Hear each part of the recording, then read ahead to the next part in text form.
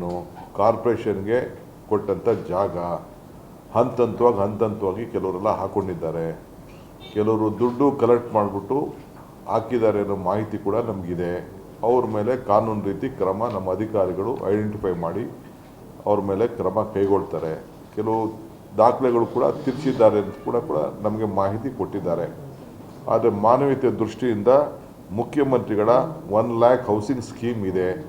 ನಮ್ಮ ಜಮೀರ್ ಅವ್ರಿಗೆ ಜವಾಬ್ದಾರಿಯನ್ನು ನಾವು ವಹಿಸಿದ್ದೀವಿ.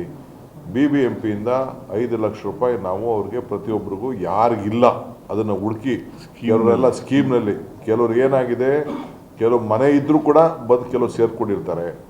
ಯಾರೂ ಮನೆ ಇಲ್ಲದೆ ಯಾರೂ ಹುಟ್ಟಿಲ್ಲ, ಎಲ್ಲರಿಗೂ ಎಲ್ಲೆಲ್ಲೋ ಮನೆಗಳಿರ್ತವೆ. ಉದ್ಯೋಗಕ್ಕೋಸ್ಕರ ಬೆಂಗಳೂರಿಗೆ ಬಂದು ಸೇರ್ಕೊಂಡಿರ್ತಾರೆ. ಕೆಲವರೆಲ್ಲ ಅಗ್ರಿಮೆಂಟ್ ಮಾಡ್ಕೊಂಡಿದ್ದಾರೆ, ಬಾಡಿಗೆ ಅಂತ ಅಂದ್ಬಿಟ್ಟು ಬಂದು ಸೇರ್ಕೊಂಡಿದ್ದಾರೆ. ಬಾಡಿಗೆ ಅಂತ ಅಂದ್ಬಿಟ್ಟು ಗೌರ್ಮೆಂಟ್ ಜಾಗದಲ್ಲೇ ಕೂಡ ಕೆಲವರು ಅಗ್ರಿಮೆಂಟು ಮಾಡಿಕೊಟ್ಟಿದ್ದಾರೆ. ಅಂಥ ದಾಖಲೆಗಳೆಲ್ಲ ನಮ್ಮ ಹತ್ರ ಇದೆ. ಅದಕ್ಕೆ ಈಗಾಗಲೇ ನಮ್ಮ ಅಧಿಕಾರಿಗಳಿಗೆ ಪ್ರತಿಯೊಬ್ಬರಿಗೂ ಇಂಡಿವಿಜುವಲ್ ಕೇಸಸ್ ನೋಡ್ಕೊಳ್ಳಿ ಅಂತ ಹೇಳಿದ್ದೀವಿ.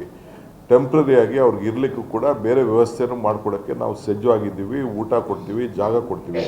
ಈ ಮಧ್ಯದಲ್ಲಿ ನೆಕ್ಸ್ಟ್ 3 ಡೇಸು ನಮ್ಮ ಹೌಸಿಂಗ್ ಡಿಪಾರ್ಟ್ಮೆಂಟ್ ಅವರು ಅದನ್ನು ಪ್ರತಿಯೊಂದು ನಮ್ಮ ಜಿಲ್ಲಾಧಿಕಾರಿಗಳು ಮತ್ತು ನಮ್ಮ ಕಾರ್ಪೊರೇಷನ್ ಅವರು ಎಲ್ಲ ಸೇರಿ ಪ್ರತಿಯೊಂದು ಕೇಸು ಐಡೆಂಟಿಫಿಕೇಷನ್ ಮಾಡ್ತಾರೆ. ಅವ್ರು ವೋಟರ್ ಲಿಸ್ಟ್ ನೋಡ್ತಾರೆ, ಆಧಾರ್ ಕಾರ್ಡ್ ನೋಡ್ತಾರೆ, ಎಲ್ಲಿಂದ ಬಂದಿದ್ದಾರೆ ಅಂತ ಚೆಕ್ ಮಾಡ್ತಾರೆ.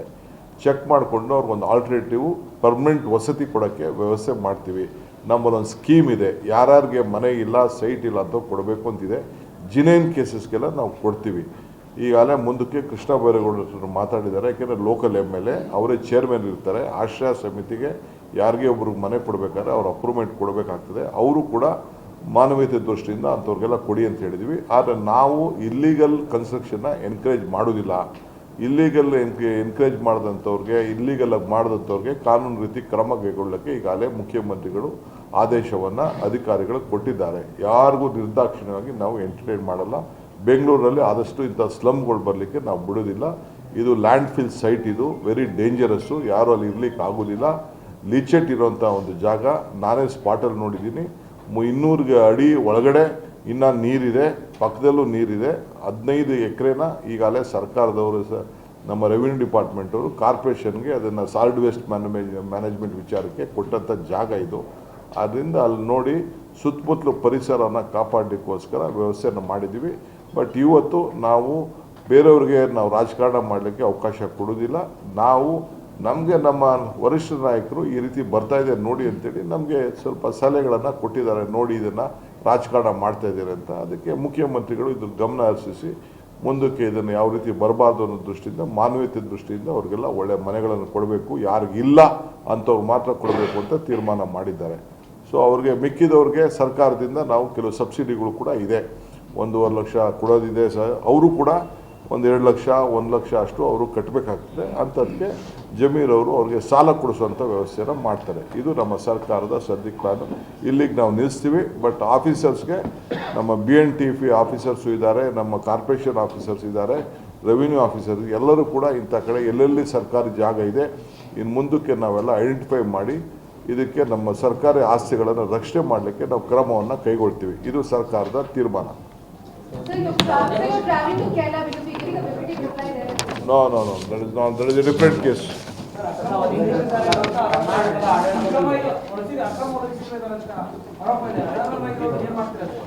ಆಯ್ತು ನಡೀರಪ್ಪ, ಅವೆಲ್ಲ ಮಾತಾಡೋಣ.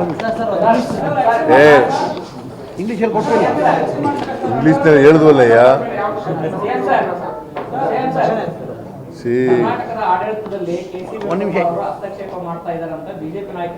ನೋಡಯ್ಯ, ಈಸ್ ಅವರ್ ಲೀಡರ್. ಒಂದು ನಿಮಿಷ ಇರಿ sir. Is our leader, he is our general secretary. He has all rights to advise us. If anything is wrong, things come in the national arena, he is a duty. If we are doing anything, if he feels that he has every right to advise us. There is nothing wrong in advising a political party. It is a national party. We look at a national perspective. For humanitarian ground, for the poor people, we are there to help the people. They have guided us in various aspects. Today also they will guide. Tomorrow also they will guide. There is nothing there. They are not interfering in our administration.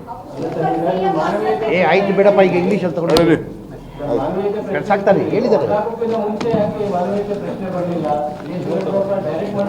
ಆಯ್ತು, ಮಾಡಿದ್ರಲ್ಲ ರೀ, ಅವ್ರು ನಮ್ಮ ಜೊತೆ ಚರ್ಚೆ ಮಾಡಿದ್ದಾರೆ. Alternative ಆಗಿ ಅವ್ರಿಗೆ ಯಾರು ವ್ಯವಸ್ಥೆ ಮಾಡಿ ಅಂತ ಹೇಳಿದ್ರು ಅಷ್ಟೇ. ನಮಗೆ ಡೈರೆಕ್ಷನ್ ಕೊಟ್ಟಿಲ್ಲ ಅಥವಾ ಅವರು ಹಿಂಗೆ ಮಾಡಬೇಕು ಅಂತ ಹೇಳಿಲ್ಲ ನಮಗೆ. ಈ ಥರ ಆಗಿದೆ ನೋಡಿ ಅಂತ ಹೇಳಿ CM ಮಾತು ಕೊಟ್ಟು ಬಂದಿದ್ರು, ಆಲ್ಟರ್ನೇಟ್ ಮಾಡ್ತೀವಿ ಅಂತ ಅಷ್ಟೇ ಮಾಡಿದ್ದಾರೆ. ಆಲ್ಟರ್ನೇಟಿವ್ ಮಾಡ್ತೀವಿ ಅಂತ ಹೇಳಿದ್ರು, ಮಾಡ್ತೀವಿ ಅಷ್ಟೇ.